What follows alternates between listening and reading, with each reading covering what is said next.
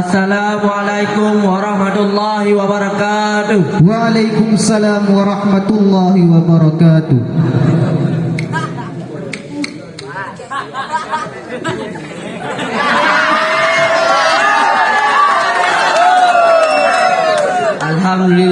Alhamdulillah rabbil alamin. Wassalatu wassalamu ala asrafil anbiya wal mursalin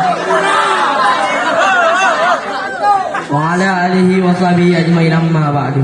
Puji kita syukur marilah sama-sama kita panjatkan kehadiran Allah Subhanahu wa taala, yang mana oleh Allah telah memberikan kita umur panjang, sehat badan, dan pikiran sehingga kita dapat berkumpul pada malam yang berbahagia ini.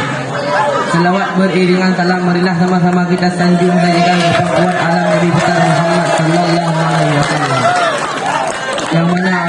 yang mana oleh beliau telah membawa kita dari alam jahiliyah ke alam Islamiyah. Dan penghormatan saya kepada abi dan guru-guru, dan penghormatan saya kepada talamah-talamah yang hadir pada malam yang berbahagia ini.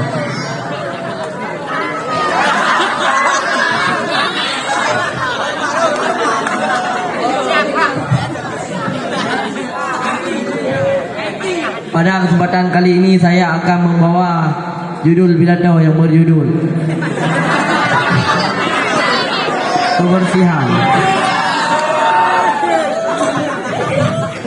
Kebersihan adalah sebagian dari iman.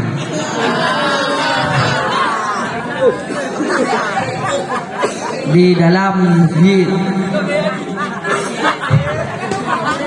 masjid kita harus menjaga kebersihan, karena kebersihan itu adalah sebagian dari iman.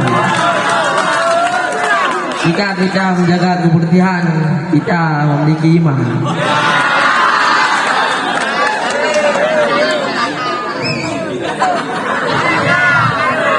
Dan kita harus menjaga kebersihan supaya bersih dan rapi.